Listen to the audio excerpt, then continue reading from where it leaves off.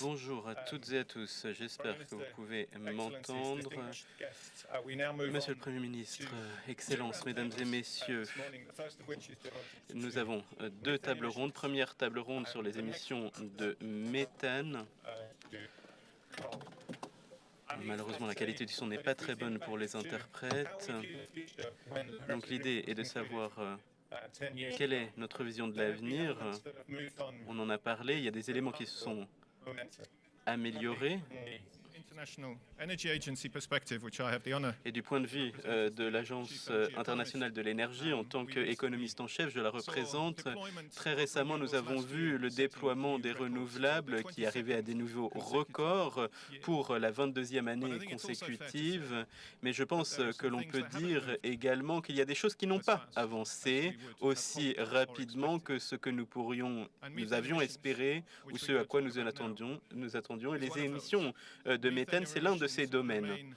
Les émissions de méthane sont encore extrêmement hautes et je pense que dans la session, nous allons aussi regarder, la prochaine session, nous parlerons du charbon et au niveau global, on a encore un niveau extrêmement élevé, un niveau qui a encore augmenté au cours des dernières années, plus que tous les autres combustibles fossiles.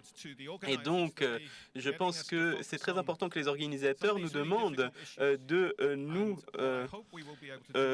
pencher sur ces questions extrêmement difficiles. Et j'espère que c'est ce que nous allons faire dans cette table ronde. Nous allons essayer de comprendre pourquoi ce sont des domaines difficiles et quelles sont les leçons que nous avons pu apprendre au cours des dernières années et ce que nous pouvons faire pour retrouver un élan sur ces questions extrêmement critiques pour l'avenir. Nous avons un groupe d'orateurs extrêmement formidable. Nous avons aussi beaucoup, vous le voyez dans l'ordre du jour, et nous avons peu de temps, donc il faut prendre cela en compte. Mais je suis très honoré d'avoir tout d'abord des discours d'introduction et le premier d'entre eux sera prononcé par Madame Mia Mottley, Première ministre de la Barbade. Bienvenue à ce forum. Merci d'être avec nous aujourd'hui. Vous avez beaucoup parlé des limites des approches volontaires sur les émissions de méthane et selon vous, quelle est la manière d'aller de l'avant dans ce domaine-là? Merci beaucoup. Merci beaucoup de m'avoir invité. Je voudrais reconnaître tous ceux qui sont ici aujourd'hui pour parler de cette question extrêmement importante. Il y a 2 ans, à Dubaï, je pense qu'il y avait un groupe volontaire, et Patrick, peut-être que vous en parlerez plus que moi, qui s'est rassemblé pour voir comment nous pouvions travailler ensemble sur la réduction des émissions de méthane. Et je l'avais dit au sultan El-Jabbar à l'époque que nous pensions que les progrès étaient intéressants, mais que nous pensions que pour avoir une vraie réussite et pour faire ce que les scientifiques nous demandaient de faire, eh bien, nous avions besoin d'un cadre juridique qui obligeait chaque pays à atteindre cet objectif de zéro méthane. Et nous avons l'exemple du protocole de Montréal, qui est le cadre climatique le plus réussi que nous ayons jamais eu. Mais il faut avoir la réalité devant nos yeux. Lorsque nous avons du torchage et de l'éventement, et si on ne fait pas de réparation sur les gazoducs, eh bien, on perd de l'argent. Tout ça nous fait perdre de l'argent. Donc, c'est une plateforme gagnant-gagnant. Et j'ai eu des discussions de Patrick et je vois maintenant qu'il y a des exemples d'entreprises qui ont pris cette approche, adopté cette approche, mais le problème, c'est que si l'on laisse le marché déterminer tout, eh bien, on n'a pas forcément le niveau d'engagement nécessaire, et c'est ceux qui peuvent, qui sont puissants, qui font les choses, et les autres ne peuvent pas. Et le plus grand exemple, et on en a déjà parlé, eh bien, c'est l'accès à l'assurance. Je vous parle ici aujourd'hui alors que l'ouragan Melissa détruit les Caraïbes. La Jamaïque a été totalement décimé dans sa partie occidentale. Et l'agriculture, les bâtiments, les personnes, les infrastructures ont été complètement détruites. Et maintenant, Melissa arrive à Cuba. Haïti a aussi souffert d'autres ouragans. Et donc, ce qui est clair, c'est que si l'on veut avoir accès à l'assurance dans certaines parties du monde, eh bien, soit les coûts sont élevés, ou alors on n'a pas d'accès. Et pourquoi? Parce qu'il n'y a pas d'obligation aux personnes d'offrir cet accès. Et nous pensons qu'un cadre juridique aidera le monde, et je pense que dans les 12 à 15 prochaines années, nous pouvons trouver un accord où tout le monde s'engage à identifier le méthane, qu'il vienne du secteur de l'énergie pétrolier et gazier, du charbon ou de l'agriculture. Et vous avez une approche nouvelle, différente en Europe, mais ici on a des approches différentes pour ici, puisque dans l'agriculture, on n'a pas le même niveau de revenus que dans le secteur pétrolier et gazier pour faire les ajustements. Et puis, il faut changer aussi la gestion des déchets. Mais tout cela n'est pas au-delà de nos capacités. Et si on fait les choses nécessaires, eh bien, on pourra avancer. L'ouragan Melissa est le pire ouragan qui ait touché la Jamaïque. Et il y a des débats sur le fait que la température de la mer était de 2 à 2,5 degrés plus élevée. Et c'est pour ça qu'il y a eu cet ouragan. Mais avec l'ouragan Berry l'année dernière, on a eu des choses assez similaires à la Barbade. Et donc il faut bien comprendre que les choses arrivent, que nous avons ces catastrophes et que nous avons des options. Et il faut le faire. Et on peut le faire avec ceux qui veulent sauver la planète et ceux qui veulent aussi des rendements pour leurs actionnaires. On peut faire avancer les choses. À la COP, on parle des capacités d'engagement et des contributions année après année. Et au cours des 6 ou 7 dernières années, j'ai toujours dit la même chose. La capacité doit être au niveau des engagements. Pourquoi? Parce qu'autrement, il y aura des citoyens de première et seconde classe dans les différents pays. Et il y a aussi des pays qui ont accès à des ressources qui leur permettent de financer leur trajectoire zéro net de manière responsable. Mais si on ne leur permet pas, ils ne vont pas pouvoir avoir le bon développement dont ils ont besoin. Et donc, nous pensons qu'avec le méthane et avec ces engagements sur le méthane, les scientifiques nous disent qu'on peut avoir une baisse de 0,5 degrés plutôt que d'augmenter les températures encore plus. Et cette réduction de 0,5 degrés de réchauffement, eh bien, c'est quelque chose qui nous permet de gagner du temps pour répondre à quelque chose de difficile, c'est-à-dire l'augmentation des technologies de décarbonisation pour le pétrole. Quelque chose qui est très important parce qu'on va encore avoir besoin des combustibles fossiles ainsi que des renouvelables si on veut que tous les pays de la Terre aient un accès juste au développement.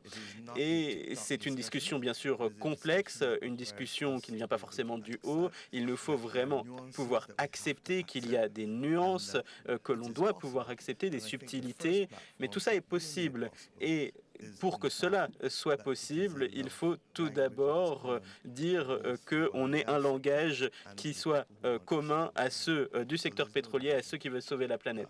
Il n'y a pas de division. Et j'ai appris très récemment que même avec le Big Beautiful Bill aux États-Unis, il y a des choses qui sont incluses là-dedans pour réduire le coût du carbone, ce qui permet d'aider à ceux qui veulent sauver la planète. Donc parfois, on a des cadeaux qui viennent de formes extraordinaires. Merci beaucoup.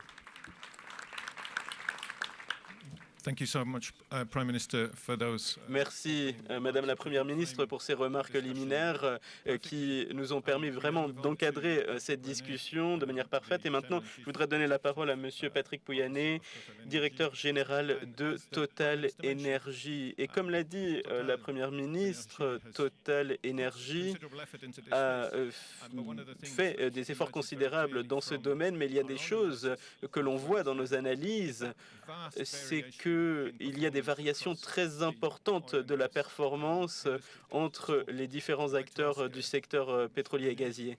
Et donc, je voudrais demander à M. Pouyanné, qu'est-ce que l'on peut faire pour avoir un équilibre, pour que la performance de toutes les entreprises soit au même niveau que les meilleures performances?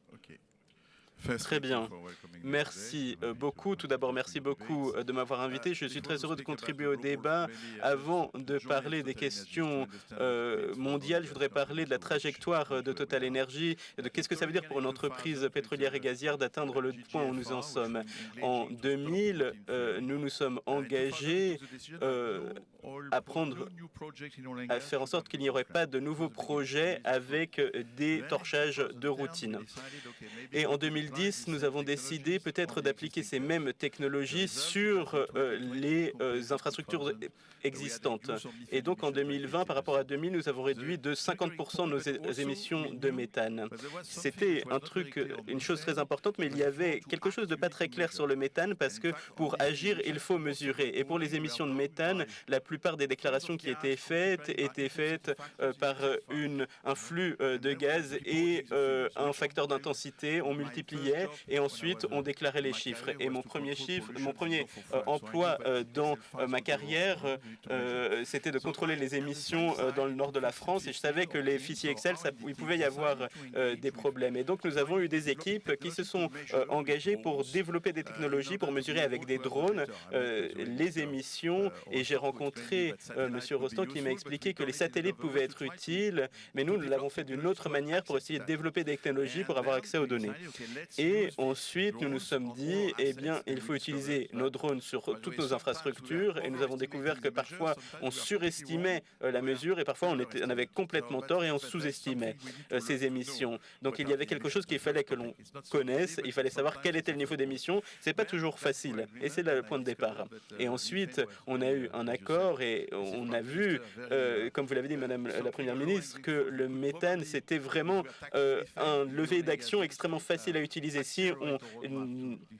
Si on s'attaquait au méthane, on pouvait vraiment accélérer le calendrier des 1,5. Et donc, nous avons eu un objectif et on a analysé toutes les émissions. Et ce qu'on a fait, c'est qu'il fallait mettre fin au torchage de routine d'ici à 2030. Il y a aussi l'éventement, il y a les instruments air. On ne peut pas utiliser le gaz, mais plutôt de l'air comprimé dans les instruments à air. Il fallait aussi voir les émissions du stockage. Tout ça ne représentait pas forcément des millions de dollars au niveau mondial. Je sais que dans le secteur pétrolier et gazier, c'est souvent des millions de dollars dont on parle, mais à notre échelle, c'était quelque chose que l'on pouvait faire et que l'on pouvait gérer. On s'est dit, d'ici à 2030, on devrait être proche des émissions zéro, donc moins de 0,01%.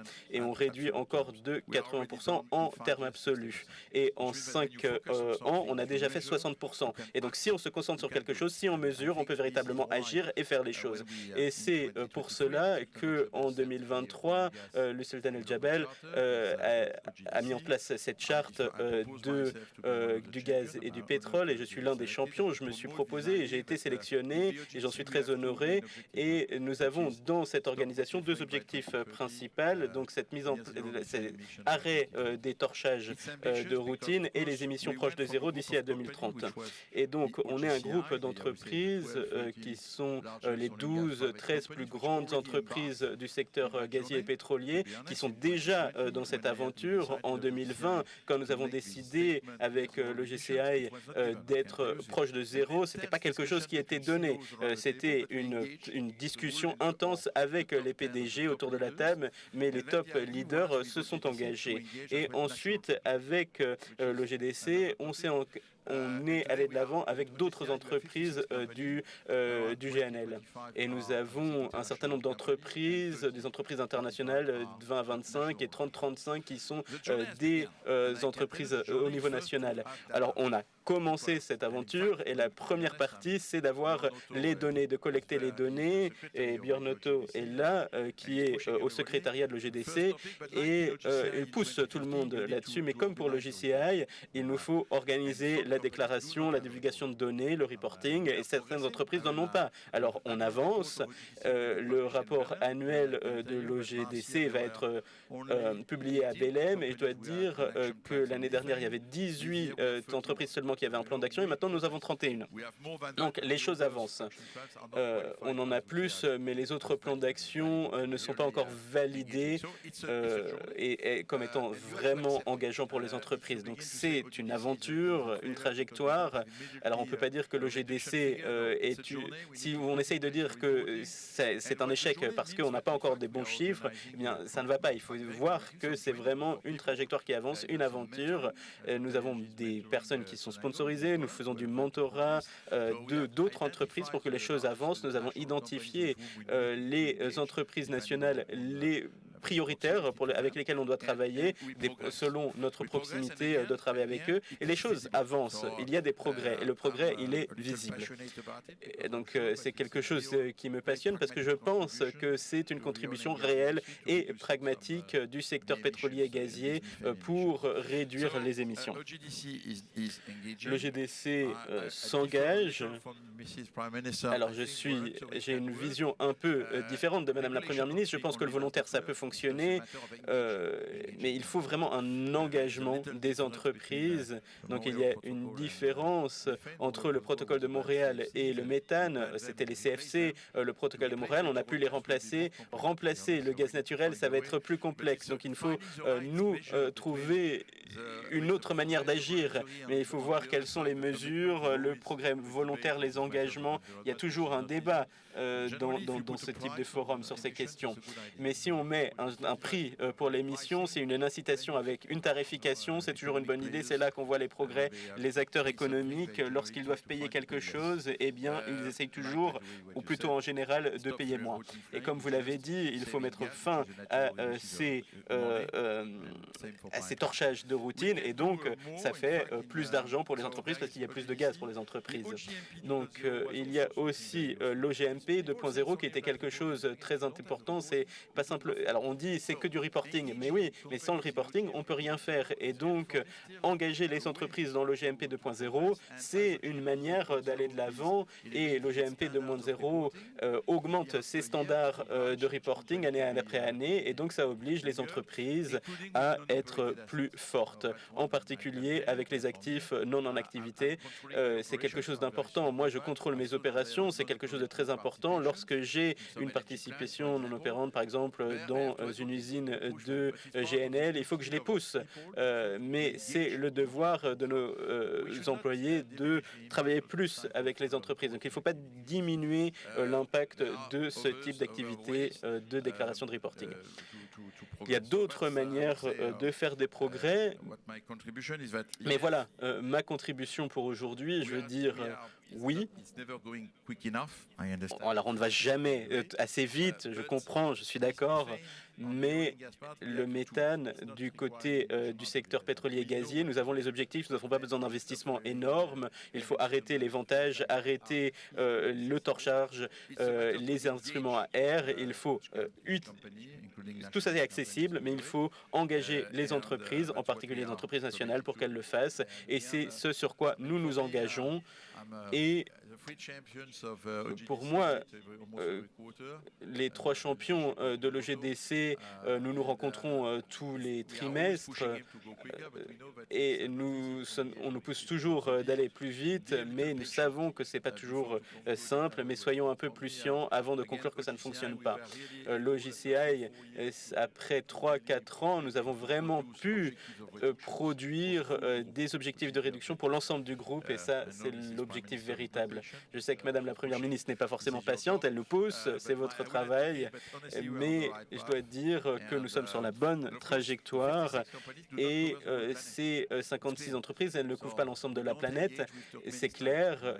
Donc, je sais que M. Rostand va publier des photos satellites du Turkménistan, mais nous ne travaillons pas avec le Turkménistan, mais je suis désolé, mais c'est à vous de les engager. Nous pouvons y aller au Turkménistan, nous pouvons le faire, mais il y a des pays où c'est difficile d'agir. Il y a la Russie, pour d'autres raisons, où c'est difficile d'agir dans ce pays. C'est la réalité. Donc parfois, quand je vois des rapports, c'est un peu frustrant parce que je pense qu'il y a des progrès, mais il y a des zones du monde, des régions du monde où il nous faut trouver de nouvelles manières d'avancer.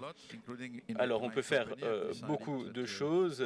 C'est possible aussi dans mon entreprise. Nous avons déployé 10 000 détecteurs sur toute notre infrastructure pour détecter les fuites et réagir rapidement. C'est ça notre point d'ordre. On veut intervenir sur le méthane aussi rapidement que pour les autres fuites. Mais le problème avec le méthane, c'est qu'on ne le voit pas. Donc 10 000 détecteurs infrarouges, c'est 30 millions de dollars, c'est beaucoup d'argent, mais on peut se le permettre par rapport à nos revenus. C'est une manière d'être vraiment actif. Mais je dois convaincre les autres entreprises d'agir de cette manière. Il y a des entreprises qui sont des leaders et les autres vont suivre. Merci. Thank you so much, Merci beaucoup, Monsieur Pouyanné. Je pense qu'il y a un certain nombre de points sur lesquels on va revenir, la mesure, l'engagement et la collecte des données. Mais il faut aussi dire qu'il y a des manières, et vous l'avez souligné, de faire avancer les choses qui existent.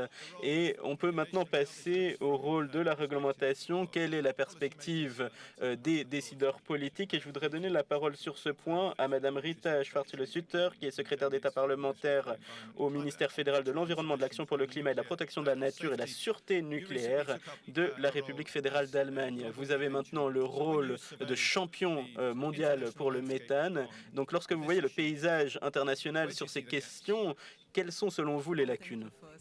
Merci beaucoup, Madame la Première ministre, Excellences, Mesdames et Messieurs. Merci beaucoup au Forum de Paris sur la paix de m'avoir invité. C'est vrai, je suis très heureuse de faire partie à cette table ronde dans mon nouveau rôle comme championne mondiale pour le méthane. Et je vais peut-être pas commencer par les lacunes, mais plutôt par les objectifs et ce que nous pouvons faire. Le méthane, c'est une solution immédiate pour réduire le réchauffement climatique avant que l'on dépasse des tipping points qui pourraient accélérer le changement climatique à un niveau extrêmement important. Et maintenant, nous voyons déjà des résultats 5 ans après les premiers engagements. Et nous pouvons maintenant avoir de nouveaux engagements pour remplir nos objectifs, tels que l'Agence internationale de l'énergie l'a montré. Le secteur pétrolier et gazier sont les secteurs où nous avons le plus de leviers d'action au cours des 5 prochaines années pour réduire les émissions de méthane. Alors il faut mettre fin au torchage et à l'éventage et mettre fin aux événements super émetteurs. Vous avez des détecteurs, 10 000, c'est une bonne chose, mais je pense qu'il y a encore un potentiel d'augmentation. Il y a aussi le charbon sur lequel nous devons agir avec des drainages des zones d'extraction avant l'utilisation. Il nous faut mettre en place des technologies pour toutes les exploitations minières souterraines. À la COP28, les nations du monde ont décidé de sortir des combustibles fossiles. Mais pour le méthane, il nous faut agir dès maintenant. Nous allons continuer à utiliser les combustibles fossiles pendant la transition, mais nous devons nous assurer que leur utilisation est la plus propre possible. Cela est conforme au principe de nettoyer pendant que l'on arrête graduellement l'utilisation. Et nous avons une plateforme européenne qui est au cœur de l'engagement mondial. Nous avons renforcé nos critères de transparence avec un signal clair. La transparence ne s'arrête pas aux frontières nationales et nous avons aussi au 2027 un cadre pour les pays producteurs et l'OGMP 2.0 est un standard qui a été mis en place par les secteurs industriels qui est la base méthodologique pour le suivi dans le secteur gazier et pétrolier. Il y a des règles qui sont nécessaires aussi pour la production de charbon, en particulier dans le secteur de l'acier. Le programme de l'Observatoire du méthane sur le méthane d'acier permettra de réduire les émissions. L'Union européenne n'est pas seul dans ses efforts. Il y a un grand nombre de gouvernements et de parties prenantes qui vont dans une trajectoire similaire à celle de l'Union européenne. Cela inclut par exemple l'initiative japonaise et coréenne et la charte au niveau international. La prochaine étape de ces initiatives de transparence est claire. Il nous faut un accord sur les valeurs d'intensité méthane pour les échanges de pétrole et de gaz ainsi que de charbon. Il faut une garantie de l'intensité méthane de la part des producteurs aux acheteurs et il nous faut aussi garantir cette propreté de la production. Mais l'environnement ne bénéficie pas de ces progrès s'il y a un certain nombre d'acteurs qui avancent alors que le reste du secteur continue à faire les choses de la même façon. Il nous faut un secteur qui opère de manière plus efficace, sans torchage et éventage et sans fuite. Et je pense que l'engagement est nécessaire, c'est une bonne chose, mais l'engagement plus la réglementation, c'est encore mieux.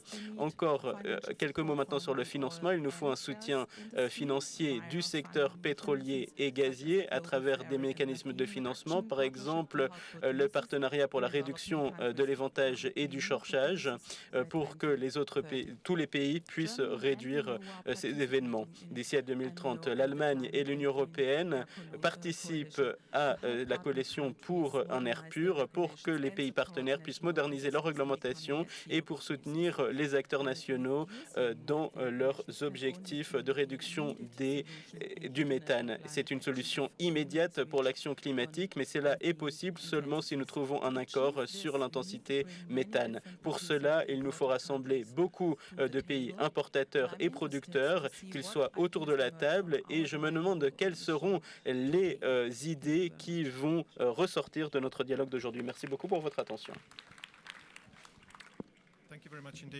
Merci beaucoup, Madame la Secrétaire d'État. Vous avez parlé de la réglementation européenne, vous avez parlé aussi de l'initiative de transparence en la Corée et au Japon. Maintenant, je voudrais donner la parole à Mechli Versdorfer, qui est directrice générale adjointe de la Direction générale de l'énergie à la Commission européenne. Peut-être qu'il serait intéressant de voir comment ces initiatives fonctionnent ensemble. Est-ce qu'on a quelque chose qui va ressembler à un club des acheteurs, comme l'a dit Laurence Tubiana?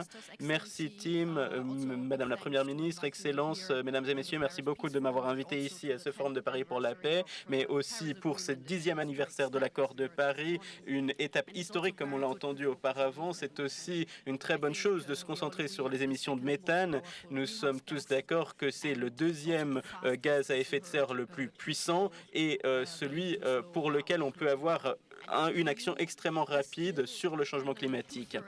Et l'Union européenne dépend aux 2/3 des combustibles fossiles. On a fait beaucoup d'efforts avec le pacte vert européen. On va continuer la décarbonisation. Nous avons aussi appris depuis l'invasion de la Russie en Ukraine en 2022 que la sécurité de l'offre et la diversification étaient des étapes cruciales. L'Union européenne, d'ici à la fin de l'année, va décider de mettre fin progressivement d'ici à 2027 au gaz russe.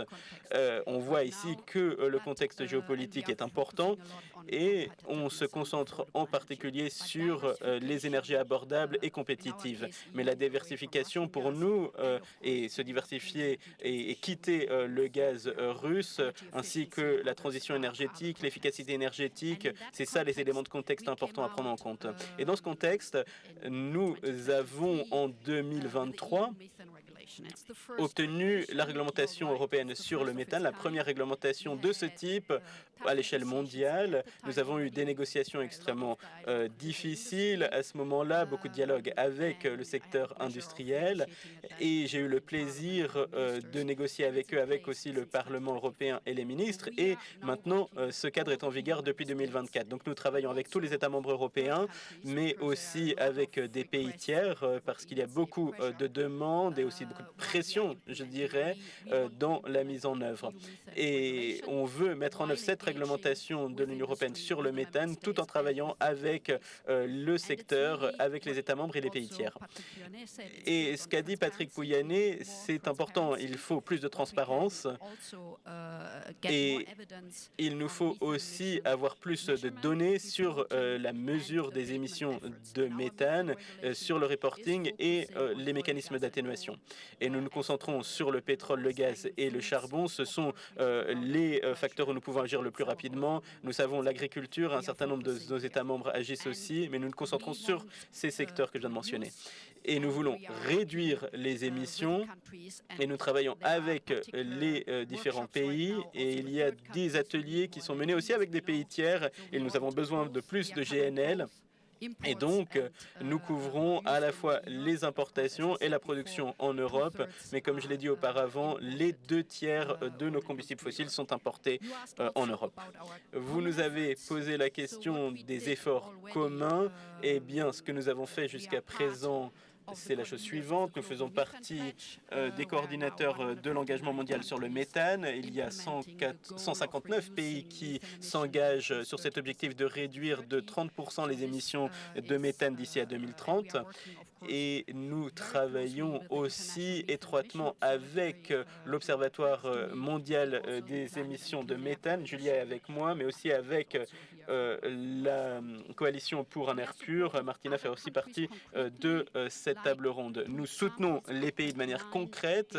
Avec la COP 29, par exemple, nous avons donné 1,5 million de subventions pour les actions de réduction des émissions de méthane dans les pays partenaires et à Dubaï, 175 millions pour cette action de financement sur le méthane. Et nous finançons de manière concrète les pays tiers pour les aider. Alors on a parlé du Japon, vous l'avez dit, Tim, le Japon et l'Union européenne sont assez similaires en ce qui concerne leurs besoins d'importation de combustibles fossiles et nous travaillons ensemble à la Commission européenne et avec le Japon dans le cadre d'une initiative pour la réduction des émissions de gaz à effet de serre dans la chaîne de valeur du GNL. Et nous travaillons avec eux et nous sommes très heureux que le Japon ait rejoint l'MOU cette année. Et nous travaillons aussi sur une initiative propre qui a été mentionnée par Rita. Et ce partenariat 2.0, le GPM 2.0, est aussi à la base de notre réglementation européenne. Et donc nous travaillons d'un côté avec les États membres. J'étais à Bucarest en Roumanie hier où 25% des émissions européennes d'où viennent 25% des émissions européennes. Nous essayons de les aider avec tous les États membres. Nous mettons la pression pour qu'il y ait une mise en œuvre de la part de tous les États membres et qu'elle soit équitable par tous les États membres. Mais nous travaillons aussi avec des pays partenaires tels que le Japon avec la COP 30. Nous allons mettre en œuvre une ministérielle co-organisée au pavillon japonais. Donc le méthane à la COP 30, ça sera une des priorités. Nous voulons partager notre expertise et nous voyons que beaucoup d'acteurs du secteur et d'autres initiatives se basent sur la réglementation européenne avec la mesure, la transparence et faire plus dans ce domaine. Merci.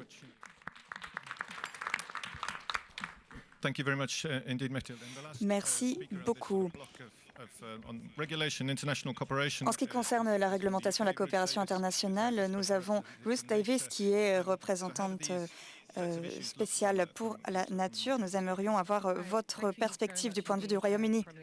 Merci beaucoup, Excellence, Madame la Première ministre, très chers collègues. C'est un véritable plaisir d'être ici pour représenter le Royaume-Uni et j'aimerais tout d'abord souligner l'impact de l'accord de Paris et nous souhaitons bien évidemment faire avancer les progrès. Le Royaume-Uni reste pleinement engagé dans toutes les actions qui sont évoquées dans l'accord de Paris et nous devons évidemment être fondés sur la science dans nos actions et comprendre l'action et l'impact surtout du changement climatique et tout cela a été souligné ce matin.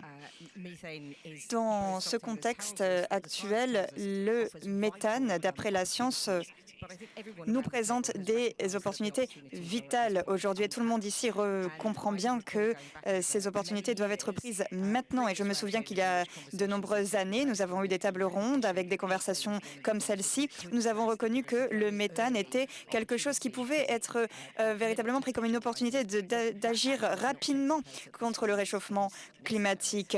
Et nous ne l'avons peut-être pas fait à la vitesse nécessaire. Et je pense que c'est l'une des raisons pour lesquelles le Royaume-Uni est autant investi pour que les choses progressent. J'aimerais parler des actions du Royaume-Uni dans le domaine. Nous avons mené de nombreuses mesures, de nombreuses actions pour réduire le méthane. En 2023, nous avons réduit de 63% nos émissions depuis 1980. Il s'agit d'un des meilleurs scores des pays de l'OCDE et nous sommes particulièrement fiers de tout cela. Nous continuons à avancer, mais nous reconnaissons également que nous pouvons aller plus loin. Aujourd'hui, le Royaume-Uni a un plan d'action en ce qui concerne le méthane qui se concentre sur les éléments comme l'agriculture, les combustibles, les secteurs des déchets. Et nous avons des politiques publiques en la matière qui s'accélèrent. C'est l'ambition du Royaume-Uni actuellement et nous voudrions partager cela à niveau international. Et cela couvre de nombreuses problématiques qui ont été couvertes ici. Le Royaume-Uni reconnaît l'importance de bien comprendre les émissions associées aux combustibles fossiles importés et nous coopérons avec nos partenaires sur ces questions. Nous devons également améliorer nos pratiques de suivi et de reporting à niveau international en ce qui concerne les émissions de méthane. Et encore une fois, je m'aligne sur ce qui a été dit auparavant dans cette table ronde.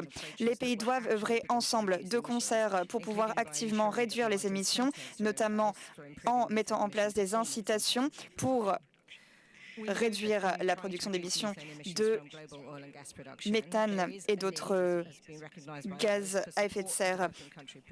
Il est nécessaire de soutenir les pays producteurs et le Royaume-Uni est l'un des pays qui finance un programme de soutien à ces derniers. Nous nous retrouverons au plus haut niveau lors de la COP 30 et nous pensons qu'ici, il est essentiel d'avancer sur cette question du méthane et tout cela dépendra de nous et de comment nous allons coopérer ensemble et cela dépend évidemment de tous les pays qui seront représentés et les pays qui sont représentés ici à cette table ronde peuvent agir ensemble et nous aurons beaucoup à dire d'ici là également. J'aimerais simplement terminer par vous dire que les émissions du méthane, si nous les réduisons, pourraient nous aider si nous tenons nos engagements d'ici 2030. Alors nous pourrions réussir à rester sous ces 2 degrés ou peut-être du moins limiter ce réchauffement climatique que nous essayons d'éviter et agir vite sur le méthane nous permettrait de passer cette étape cruciale. Je pense qu'il faut absolument accélérer la vitesse aujourd'hui à laquelle nous prenons ces mesures, à laquelle nous agissons. Merci beaucoup. Merci beaucoup. Merci d'avoir mentionné l'initiative de Belém, le plan d'action du Royaume-Uni et nous encourageons tout un chacun ici. Regardez l'écran en haut à droite car nous n'avons pas beaucoup de temps. Nous allons donc à présent essayer de donner la parole à la communauté scientifique en commençant par Philippe Bousquet. Nous avons entendu que le secteur de l'énergie n'est pas le seul secteur qui émet des gaz à effet de serre, mais quel est son rôle exactement? Quel est l'impact de ce secteur? Je vais passer au français. Je travaille depuis plus de 15 ans maintenant avec un groupe de scientifiques internationaux, 80 scientifiques, pour essayer de mesurer, je vois ce que dit M. Pouyanné, de quantifier à travers l'intégration de données atmosphériques, surface, satellite, on en parlera peut-être tout à l'heure, dans tous ces modèles pour quantifier les émissions de méthane à l'échelle mondiale, à l'échelle régionale et aussi par secteur d'activité. Donc le chiffre un peu clé, c'est 30%, on l'a déjà entendu tout à l'heure, mais donc en fait les émissions des secteurs des énergies fossiles représentent aujourd'hui, dans la dernière décennie, sont 30% à peu près des émissions anthropiques, c'est-à-dire 110 millions de tonnes par an, dues à ce secteur d'activité sur les 350. Et dans cet ensemble, on a à peu près 65 millions de tonnes par an d'émissions qui sont dues au oil and gas sector et le reste étant dû au charbon. Et donc, ces émissions, malheureusement, elles ne baissent pas. c'est clair, dans les dernières années. Il y a eu, sauf dans certaines régions, l'Europe est un bon élève au sens géographique. On peut intégrer tous les pays effectivement dans cet effort. Par contre, ça continue à augmenter en Asie, ça continue à augmenter aussi en Amérique du Nord. Et donc c'est quand même une question qui reste très problématique, ça a déjà été mentionné. Pourtant, réduire largement ces émissions de méthane du secteur de l'énergie, ça a été dit, c'est peut-être la seule solution sans regret. C'est la moins complexe de l'ensemble des solutions à mettre en œuvre pour réduire les émissions de méthane. C'est plus complexe même à la limite pour le charbon que pour le oil and gas. C'est plus complexe pour tout ce qui est décharge à l'échelle internationale. Et si on parle de l'agriculture, on a encore un niveau de complexité qui augmente. Donc il faut effectivement y aller. 30%, c'est aussi l'objectif du Methane Pledge, dont on a parlé déjà un petit peu. Et donc réduction de 30% des émissions anthropiques à 2030 par rapport à 2020. Pour poser les choses, si on utilise juste le oil and gas sector, ça veut dire qu'il faudrait le mettre à 0% en fait complètement. Et donc évidemment, il faut utiliser tous les secteurs, même si c'est celui-là le plus simple, il va falloir mobiliser tout le monde. Ça a été déjà aussi mentionné un petit peu tout à l'heure. Donc il faut réagir, d'autant que vraiment l'enjeu, c'est de pouvoir gagner un peu de temps en attendant l'effet des mesures CO2, qui, on le sait, prendront plus de temps, sont plus complexes parce que touchent nos modes de vie de plus près.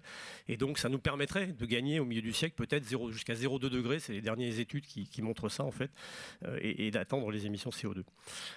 Pour finir, n'oublions pas que le méthane, bien sûr, ce sont des émissions anthropiques et c'est sur celles-là qu'on peut jouer directement, mais c'est aussi 40% d'émissions naturelles, notamment toutes les zones humides, et qui ont le mauvais goût d'être très sensibles au changement climatique. Et donc, il y a un gros enjeu pour nous dans la recherche de quantifier le futur de ces émissions naturelles. Mais si elles augmentaient, malheureusement, et dans la haute latitude, c'est un petit peu ce qui est quand même prévu, on ne connaît pas encore l'ampleur, mais l'augmentation, elle risque d'être là. Ça veut dire qu'il faudrait encore plus faire d'efforts si on veut avoir le même gain climatique sur les émissions anthropiques. Et donc, il faut surveiller quand même cet aspect naturel. Voilà, donc juste pour terminer, le méthane, la réduction des émissions de méthane, c'est pour moi, pour la science, c'est un relais indispensable vers notre chemin commun pour limiter au maximum le réchauffement de la planète. Voilà, je vous remercie.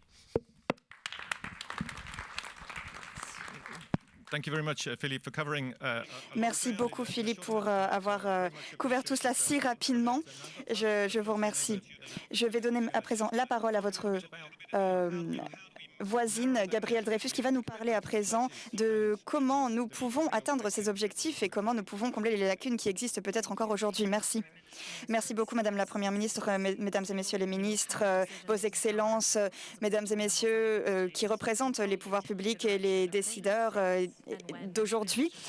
Contrairement à la communauté scientifique, vous avez dans vos mains des décisions importantes à prendre et nous devons vous donner évidemment les clés pour comprendre ce monde et nous devons comprendre dans cette trajectoire difficile quelle va être la destination. C'est un honneur d'être parmi vous aujourd'hui pour bien pouvoir vous parler du rôle de la science, car nous avons effectivement un rôle précieux à jouer pour informer certaines de vos décisions et les éclairer dans vos postes respectifs. Nous devons effectivement accélérer la réduction des émissions de méthane. Si, par exemple, nous observons ce qui se passe aujourd'hui, les émissions de méthane causées par l'activité humaine, sans mentionner les émissions naturelles.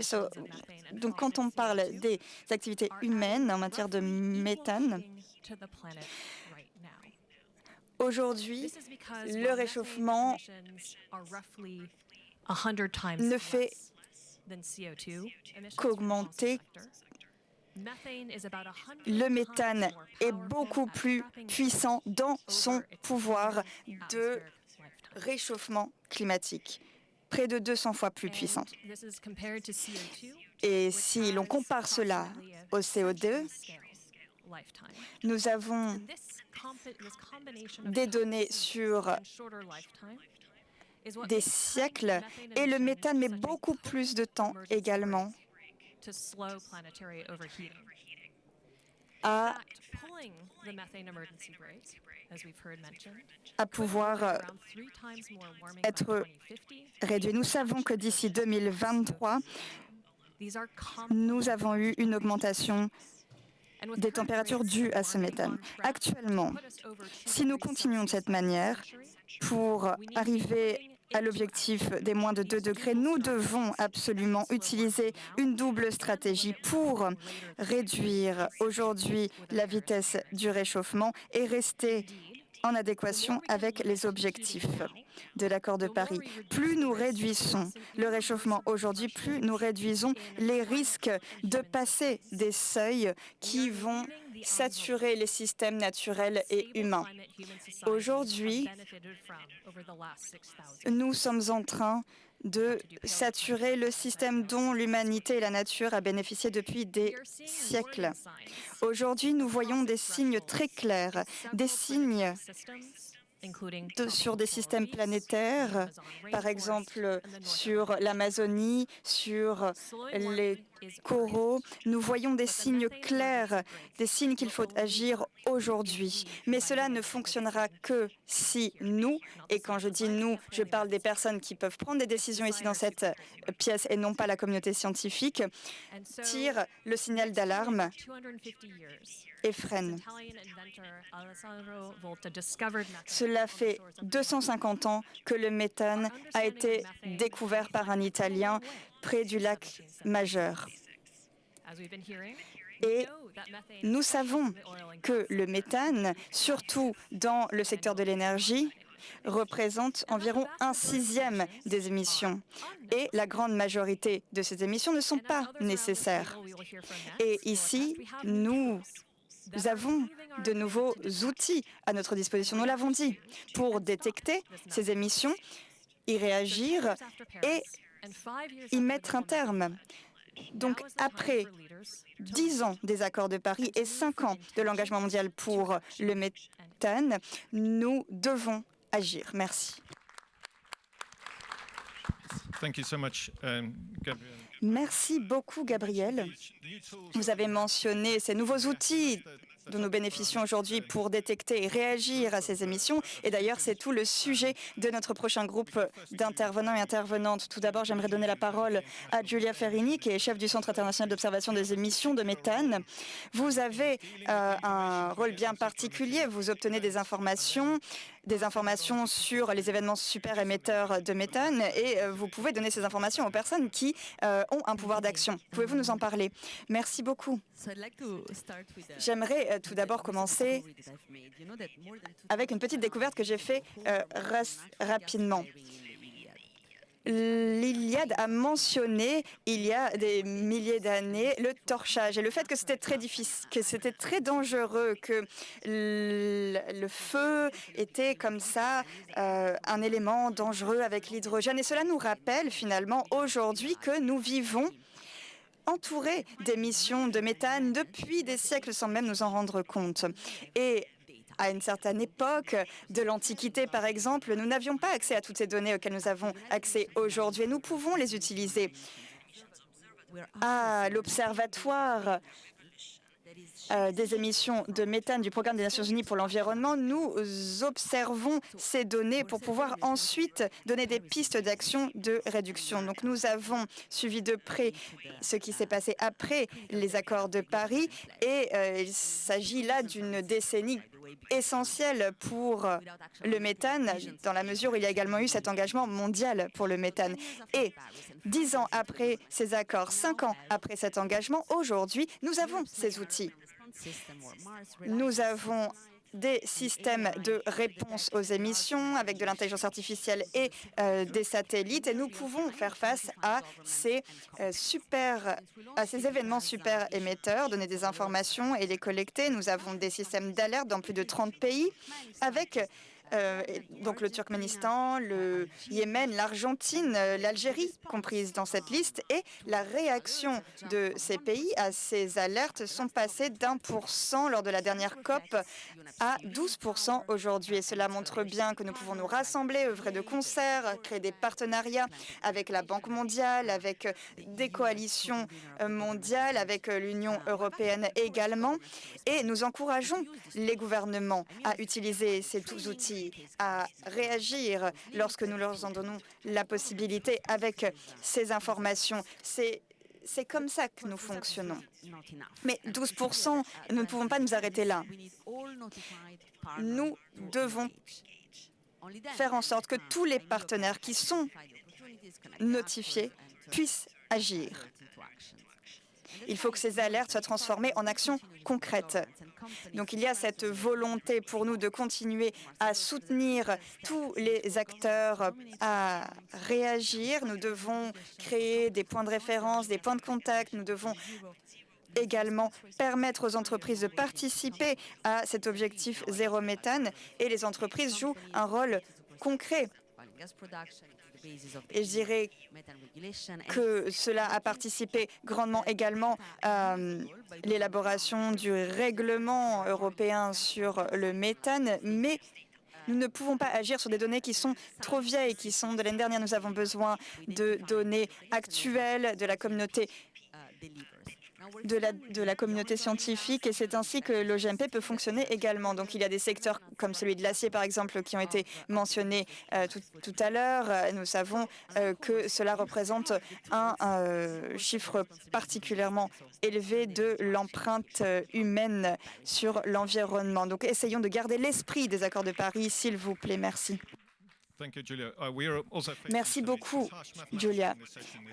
Alors ici, également, nous avons un besoin d'agir vite dans cette séance car il nous reste 15 minutes car sinon ensuite nous devrons absolument nous arrêter. Donc vous n'avez que 3 minutes s'il vous plaît. Parlez-nous de données et de satellites maintenant.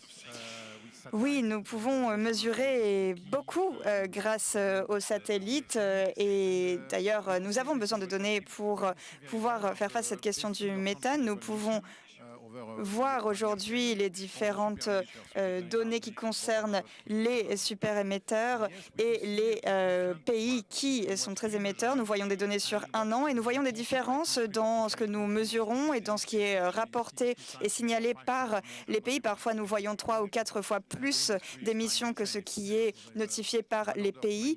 Et je dirais que ça, c'est un ordre de magnitude assez important, cette différence entre ce que nous voyons dans les rapports et ce que nous voyons nous avec nos données.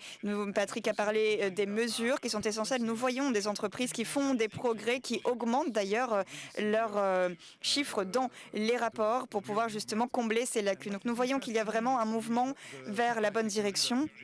Et ce que je peux dire sur la technologie satellite que nous avons développée, c'est que nous voyons vraiment la différence entre les bons et les mauvais élèves. Il y a des très bons élèves, Equinor par exemple, ou Total, ou des pays par exemple comme l'Arabie Saoudite. L'Arabie Saoudite, je peux vous dire, parie vraiment sur l'avenir en se disant qu'ils vont devenir des producteurs les plus verts et les plus propres du monde. Et nous voyons qu'ils avancent, nous voyons qu'ils tiennent leurs promesses. Et ensuite, il y a les mauvais élèves. Et les mauvais élèves sont de très mauvais élèves et je dois vous dire que ça élimine presque finalement les efforts des bons élèves en la matière. En matière de réglementation, je vois que nous devons changer d'état d'esprit. Il faut évidemment, comme l'a dit l'Union européenne, il faut essayer de réduire l'intensité, d'agir vite, etc. Mais oui, nous avons besoin de données, mais les satellites ne sont pas forcément prêts aujourd'hui pour avoir des données pures sur toutes les catégories nécessaires. Mais nous sommes aujourd'hui les leaders en la matière. Nous savons exactement quels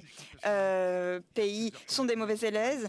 Les États-Unis, par exemple, augmentent de 15% leurs émissions par rapport à leur objectif de baisser de 15% ces émissions. Alors on peut bien imaginer ce qui va se passer en ce qui concerne leur engagement pour le méthane dans ces conditions. Et nous augmentons également donc nos données et je pense que véritablement les amendes comme les amendes pour une infraction de la route seraient vraiment une excellente solution pour que tout le monde puisse se rendre compte que nous savons qui sont les bons élèves et que nous savons quand ils n'agissent pas comme il faut, nous savons ce qu'ils font, ce qu'ils ne font pas.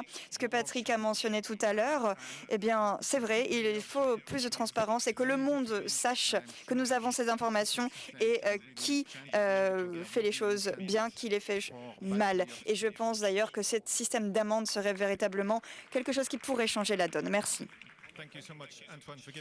Merci beaucoup de nous avoir donné une intervention si brève mais si importante avec des suggestions concrètes. J'aimerais passer au monde de la finance puisque évidemment nous avons eu cet engagement pour le méthane. Comment pouvons-nous augmenter la capacité de financement pour certaines de ces actions. Marcelo, allez-y.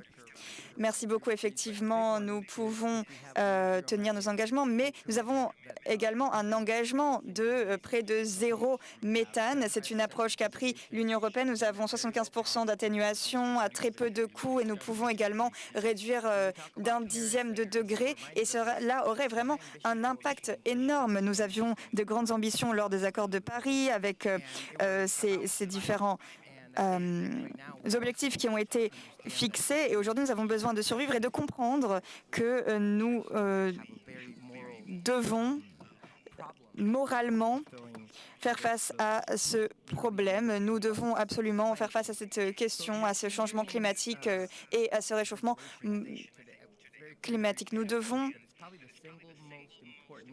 bien comprendre qu'ici, parler du méthane, c'est véritablement parler du problème qui peut nous aider à changer la donne à ce stade.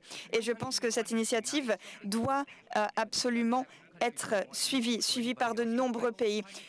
Il faut absolument que tous les pays soient d'accord. Si un pays bloque tout, ce n'est pas possible. Nous devons rester forts, et soutenir cette approche qui est cruciale. En ce qui me concerne, dans la mesure où j'ai été ministre et où j'ai beaucoup travaillé sur la production du charbon et sur la transition vers le gaz, je dois vous dire que j'ai appris beaucoup de choses, car en réalité, on pense que le gaz est plus bénéfique, mais si cela contribue aux émissions de méthane à travers des fuites, alors finalement, nous n'arrivons pas à régler le problème. Et parfois, c'est un manque de compréhension.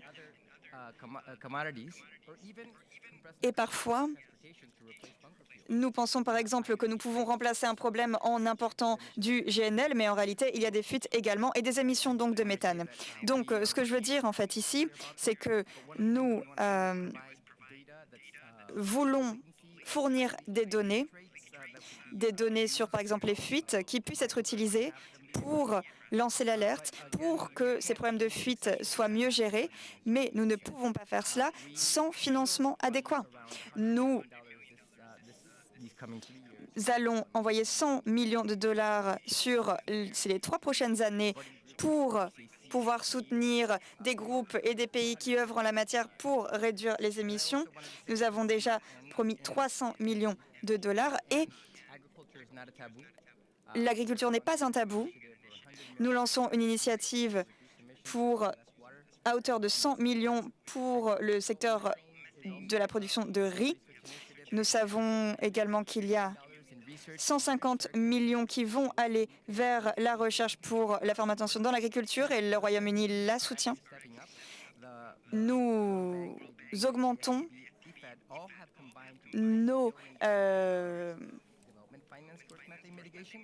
notre finance pour réduire les émissions de méthane à hauteur de 20 milliards de dollars qui ont été avancés et promis par la Banque mondiale et d'autres initiatives et d'autres grandes institutions financières. Tout cela est donc possible. Merci. Merci beaucoup, Marcelo. Nous avons moins de 5 minutes et 2 intervenants et intervenantes encore. Martina Otto, j'aimerais que vous nous parliez du soutien au programme de réduction des émissions de méthane. Merci beaucoup. C'est un plaisir d'être parmi vous, Madame la Première ministre, Excellences, Mesdames et Messieurs. Nous apportons notre soutien à plus de 30 pays pour les soutenir dans les NDC, pour mener des plans d'action pour l'avenir. C'est essentiel et nous avons vu quelques avancées dans certains secteurs qui ont été discutés ici. À partir du 1er octobre, 31 pays ont inclus des mesures concernant le méthane et concernant les combustibles fossiles dans les NDC. Et nous avons donc parmi ces pays les plus grands émetteurs également. Donc nous voyons que les choses avancent, il y a plus de réglementation, il y a plus d'initiatives. Nous voyons que ces initiatives sont également plus suivies dans un grand nombre de secteurs, mais tout n'est pas fluide. Nous allons vers la bonne voie, mais nous n'y allons pas assez vite et nous devons absolument accélérer. Et vous avez parlé du signal d'alarme. Eh bien, en fait, personne ne tire qu'un tout petit peu le signal d'alarme quand il y a une grosse urgence. Il faut véritablement y aller. Il ne faut pas avoir peur de véritablement le tirer. Nous allons en parler également lors de la COP. Nous savons que nous pouvons déjà mettre en place des mesures à moindre coût. Elles ont été identifiées lors de l'évaluation des solutions du méthane dans le cadre du travail sur l'engagement mondial sur le méthane. Donc ces engagements sont très positifs. Nous avons les informations. À présent, il faut passer à l'action. Nous avons donc des réglementations, c'est ce que je vous ai dit. Et aujourd'hui, cela nous permet donc de bien articuler des plans d'action avec donc entre les gouvernements et entre les volontés des pays et des décideurs et les personnes qui ont un pouvoir d'action sur le terrain. Et il faut à présent que les choses se fassent et le retour sur investissement pour, par exemple, le réparage des fuites, etc., existe. Et je pense qu'il s'agit là également d'un axe qui peut nous aider dans notre trajectoire. Et c'est pour cela que le CCAC a créé différents programmes pour accélérer le soutien aux pays, pour pouvoir faire face aux lacunes également. Il y a des lacunes. Tous les pays ne sont pas en mesure aujourd'hui de mettre en application ces réglementations de la même manière et cela se trouve à toutes les étapes de la trajectoire. Nous avons déjà envoyé du soutien en Irak et au Kazakhstan, dans le cadre d'une première cohorte. Ensuite, 20 pays vont également recevoir du soutien, mais nous avons également besoin de plus de fonds pour ce faire. Et j'aimerais dire qu'il faut donc atteindre nos objectifs de mesures à faible intensité et faible coût. Et je pense que c'est essentiel, car de cette manière, nous pouvons encourager les personnes, les pays qui ont le plus de mal à y arriver, et ensuite montrer que cela est possible. Et certains pays s'en sortent extrêmement bien en la matière, et c'est formidable, nous devons les prendre comme exemple, mais nous devons aller plus loin, et nous devons vraiment nous tirer vers le haut. Et je vous remercie de votre attention. Merci beaucoup, Martina. Et Gaston Sirois, vous avez une initiative en place extrêmement intéressante en Amérique latine. S'il vous plaît, parlez-nous-en. Merci beaucoup pour cette invitation à cette table ronde et pour l'organisation de cet événement. À l'organisation latino-américaine de l'énergie, à l'Observatoire du méthane, nous observons bien des phénomènes dans les Caraïbes et en Amérique latine. Nous avons des pays producteurs de gaz et de pétrole, avec des secteurs très représentés et des entreprises qui contrôlent la majorité de la production. Aujourd'hui, nous avons 8 pays sur 27 qui sont membres de l'OLAD qui produisent plus de 99 de la production. Et depuis 2023, l'Observatoire a fait de nombreux progrès. Nous avons donc établi des partenariats stratégiques avec de nombreux acteurs qui sont ici présents. Nous avons identifié des lacunes de mesure notamment et de reporting pour les inventaires nationaux et pour confirmer que seulement 25% de ces pays ont leur propre facteur d'émissions et 10% uniquement utilisent les technologies. Et donc cela montre bien les différentes réalités de notre région. En septembre, après 15 mois de travail et grâce à notre coopération technique, nous avons publié une première feuille de route pour un standard sur la réduction d'émissions et nous avons donc travaillé sur un standard international en la matière. Nous avons donc progressé et nous avons pu répondre rapidement à des fuites de méthane et nous avons des initiatives également qui permettent un reporting plus transparent avec des références techniques et une préparation des acteurs aux prochaines réglementation, notamment une réglementation qui arrivera en 2027. Nous pensons qu'il est essentiel que nous redoublions d'efforts dans la réglementation et dans la certification. Martina l'a mentionné, nous sommes pleinement en adéquation avec les objectifs qui ont été mentionnés.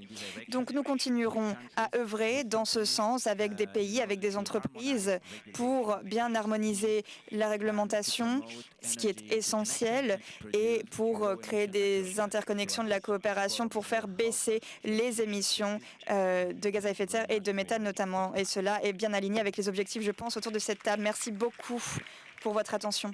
Alors, merci beaucoup, Gaston, et merci à tous ceux d'entre vous qui ont participé à cette table ronde. Donc, nous allons interrompre notre séance maintenant, qui arrive à son terme. Mais un des points très clairs qui en est sorti, c'est que nous savons comment faire les choses. Alors, j'espère que lorsque nous nous retrouverons la prochaine fois, nous pourrons montrer et vérifier qu'il y aura eu des réductions vérifiables partout dans le monde, dans les émissions de méthane, bien sûr.